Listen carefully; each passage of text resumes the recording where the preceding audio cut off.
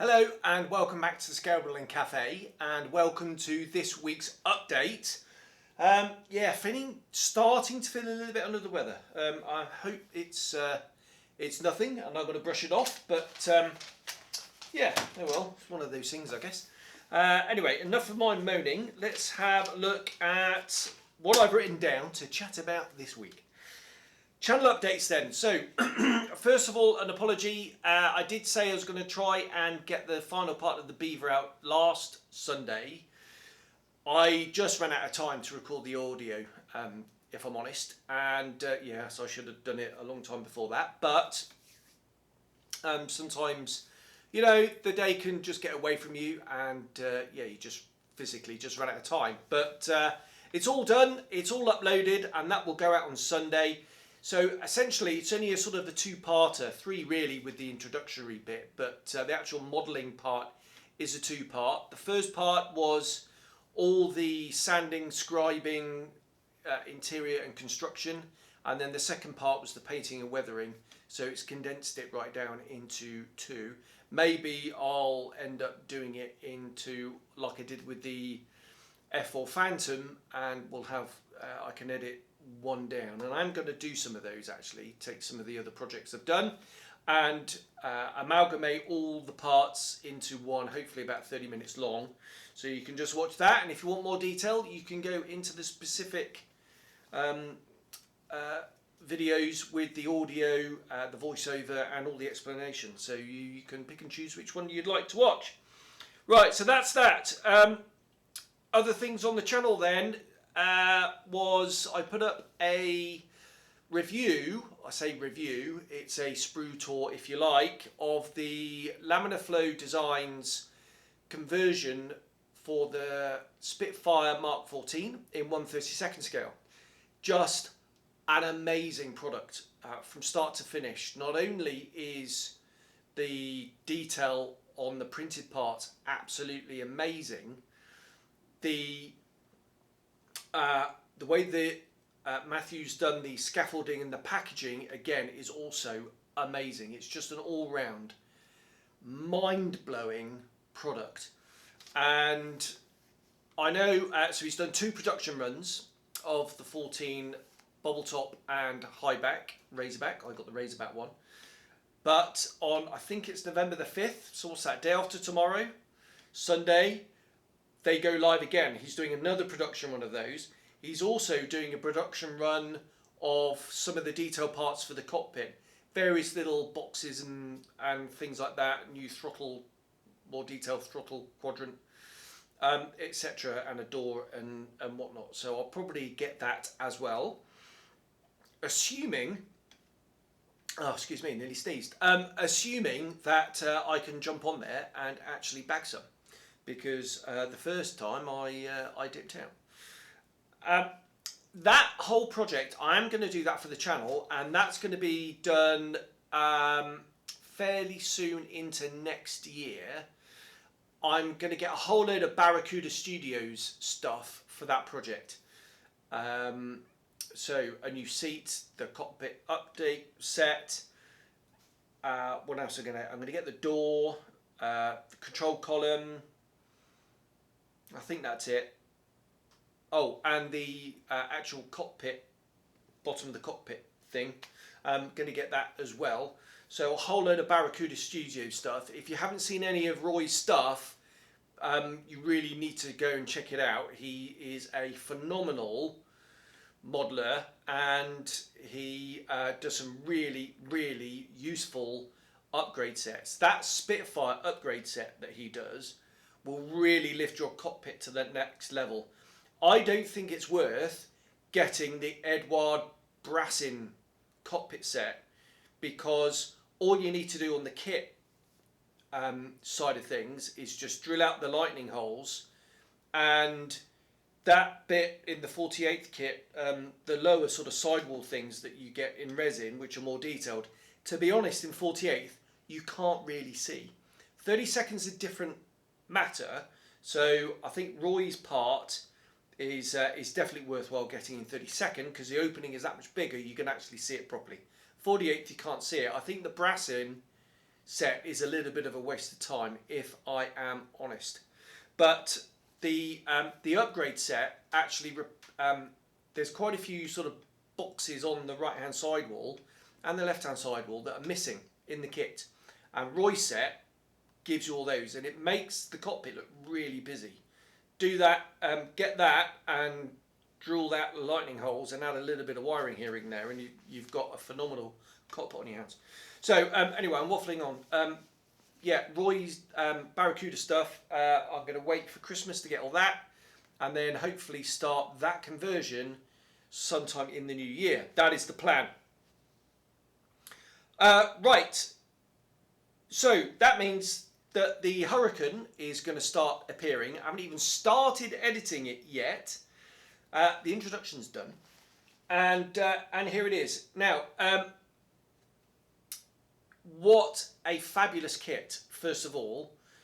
So far, the best kit I've ever built. That's a bold claim, but it really is. Some of the extras from last time. So last time I went into the painting and weathering side of things. I'm not going to repeat that now, but some of the extra details that I added on this, thanks to Jen of Genesis Design and Motorcraft, need to get it the right way around. She said that there's two little sort of lumps at the bottom of the spinner here, not on the spinner, but on the right at the front of the fuselage, which were hollow. So I carved those out. I've added the handles on the canopy. So the from the inside, the two handles on either side to shove the canopy forward, and the one on the outside to pull the canopy back. It's gone away. And what I also did is I added the gun sight forward post right at the front there from some steel wire. And that's really it for the extras. The only other extra I've done is on the radiator. I might have mentioned this last time, but I've added the support post at the front and the two actuating rods for the flap at the back. That's the only sort of embellishments I've done. But this is a fabulous model. If you haven't got one, get one. And I am going to get another one. I really am. But yeah, love that scheme. And the first time I've used, I mentioned this last week, first time I've used my own masks on it. Maybe I'll talk about that later as well. So that's that project done. Right, the next project then, what's on the bench is this, the Tamiya F14A from Tamiya. The Tamiya F14A Tomcat from Tamiya. All I've done is I've started with the seats. I've got the brassing seats. I'm painting those up. One's almost finished. The other one I've got to do the green cushions. Painting those cushions, what I have done is I'm using these prototype atom paints from Ammo. These are going to go on sale towards the early part of 2014. And so far, brushing them, they are pretty special. Now I know I've got a link with Ammo, but if you're an acrylic user, and we all should be acrylic users really, because we all need to do a bit of detail painting here and there. So far what I've done is I've thinned them quite heavily with water, and I've done like a sort of a translucent wash type thing with some shading for the seat cushions. Yeah, they brushed really nicely. So the little test I've done so far bodes really well. Looking forward to trying more of those, which I'm going to do on the MiG-17. Yeah, so that's it. That's the only progress I've done. What I have done is I've filmed the part 1, and where I go through all the aftermarket bits and pieces for this kit. And what I've also done is I've designed my own masks for it. Now, I'm doing a VF-154 aeroplane. I've done not all the markings, but what I have done is I've done masks for the tail, the navy bit, some of the stripes, the sort of, not wing root, but the above the intakes walkways, the stars and bars, the buzz number on the front, and I've also done masks for the sort of dark grey bit that goes over the nose canopy and down the fuselage. I've designed them. I've not printed them off. I've not put them through the portrait cutter, but I'm really excited. And big shout out to friends of the channel, Nige, for holding my hand through the design process on that. And I'm away and I'm up and running, and I'm really excited. So yeah, that's that. Right, the next project was not going to be the Tamiya F14. The next project was going to be the Mulberry HA1121112 K1L conversion for the ME109 G2, and I have the Edward kit. It's actually a G4, but by the by. Now, what I have done is I've removed all the parts from the scaffolding, and I've taped together the fuselage and wings, and I've cut the cowling and the upper decking off the fuselage. What I've done is I've taped in place a spare sort of rear canopy thing. This is the Galland hood, and one of the options not required for the windscreen. So now I've got a guide of how far this goes, and then the nose goes on. Unfortunately, I've done a whole load of fettling, and I simply can't get it to fit. It's beaten me. There is a massive gap underneath here. It's as if the nose isn't tall enough, and it's almost like the nose is printed maybe 10% too small. If it was 10% bigger, the fit would be way better in depth. Anyway, I don't have a set of plans, so I can't vouch for that, but the cross section doesn't match the fuselage, and it's not like it's slightly off. It's almost like the nose where it's supposed to fit can actually slip inside the fuselage. So the thickness of the plastic, which is not that thin in that area, that's how too narrow it is, and there's no way of really fixing that other than slapping a whole load of filler on there and losing all that detail. I suppose you could do and scrub it all in, but the big problem is underneath the nose. You're not going to be able to see it here, but maybe I took some pictures with my phone. There is a massive step there. It's at least 3 millimeters. Now there is here under the sort of forward bit of the wing in the center, that's where the sort of carb intake oil cooler thing goes. It is the oil cooler. Carb intake's at the front, I think. And if this was flush, then you get the proper gap between the top of the oil cooler and the bottom of the fuselage thing. That fit lovely on there, but you've just got this whacking great big step that you're going to have a really weird contour. It's supposed to be all kind of completely smooth and on one level, but with that 3 mil, yeah, I don't really know how to fix it. I shaved a little bit of material off the top here, but I can't do any more, otherwise you're going to get a step with the windscreen. Yeah, so yeah, I don't really know what to do. What I might do is, I'm wondering if it might fit with the Tamiya kit and go and buy the Tamiya kit. But that's only going to work if the Tamiya kit has got a flatter nose, if you like, and it's thin around the wing roots. And the cockpit was undersized as well. The seat was, I reckon, about 20% undersized. The cockpit is too narrow to fill out the fuselage halves, and the bit behind the pilot's head, where the door for the baggage bay, that's way too narrow as well. So it's almost like it's not 1/48 scale. It is too small, which is a real shame, because it looks fabulous. It's really, really beautifully printed. The detail is phenomenal. It's just way off with the contour, so there's no way it's ever going to fit this kit. I don't think. Like I say, the Tamiya kit might be different, but personally, if I was designing this kit, I'd just pick a kit, Tamiya, Edward, probably the Edward, because it's for a G2 airframe, not a G6.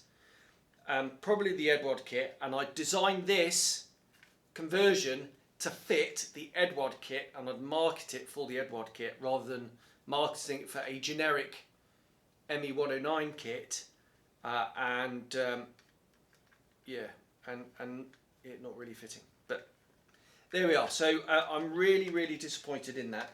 Maybe I'll put it to one side, crack on with the F14, get that done, and then come back to it and have a bit of a re-attack. But that's that.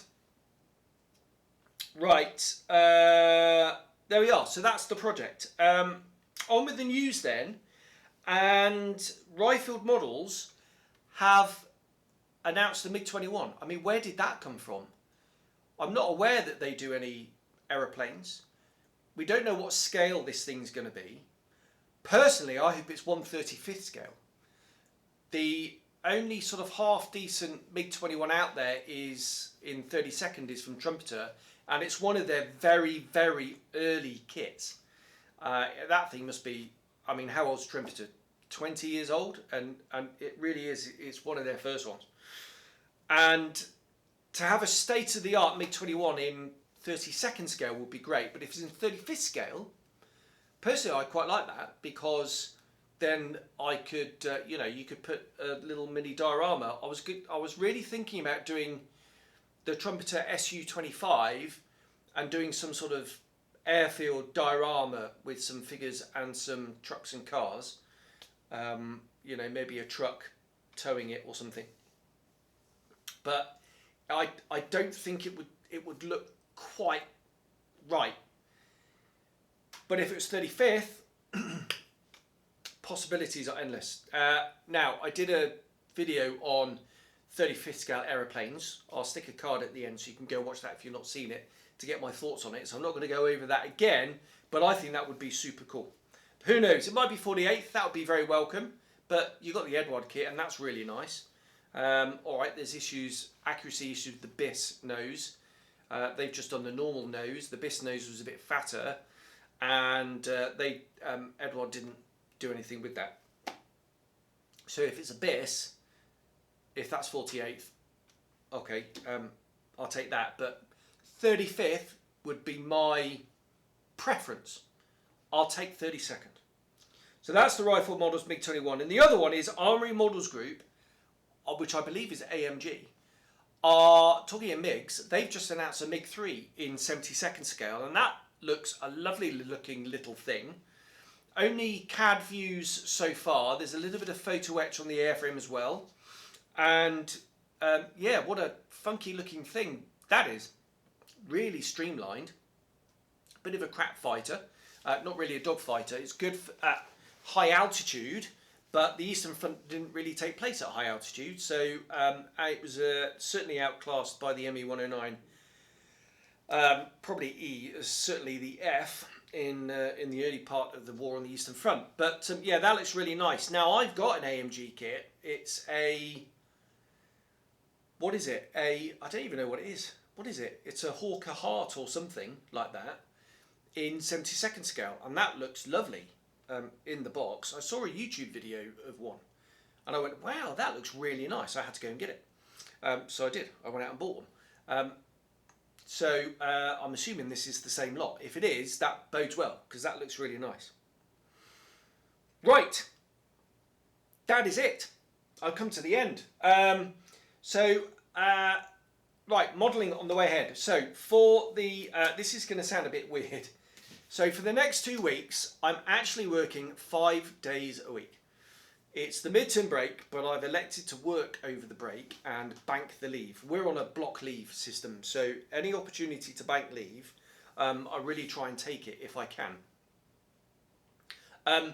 But it means there aren't enough people to run our normal 4 on 3 off, 3 on 4 off schedule, doing 12-hour days. So we're down to a normal working day, so 2 trips a day. But I'm going to be stuck up there. Now, I'm going to have a think about, is there any modelling I can take up there for the F14? I'm not entirely sure there is. So what I'm going to do is I'm going to get ahead on some riveting, I think. I've got the Airfix B25 I really want to do. The fuselage is riveted on that thing, and the tail and things like that. But what I do need to do is the wings and finish riveting off that. So I'm going to do that. I've also on that sorted out the fuselage size with the clear inserts and faired them all in, rescribed it, riveted it. That's looking nice. So I'm going to do that. I'm going to do that in an RAF version. And I've got a Armour Hobby Wildcat in 72nd that needs riveting that I'm going to take up there with me. So over the next 2 weeks, I'm going to rivet those two models, get those done and ready. And they'll be ready to crack on whenever I need a bit of a palette cleanser in between bigger projects to just shoehorn one of those in. But I'm really looking forward to doing that B25 actually. So that's what I'm going to do while I'm up there. But while I'm up there as well, I'm going to take up the decals and things, and I'm probably going to design the masks for them. Now I've got my eye in. Yeah, I'm really enjoying designing the masks. It's really cool. Right, I'm in danger of starting waffling on now. Yes, even though I'm going at there for 5 days, there will be a new show, is it a new show?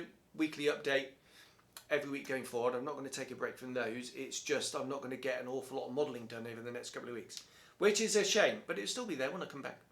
There we are. Right, stop waffling, Hago, and yeah, sort yourself out, and I guess I'll see you on the next one. So cheers, bye-bye.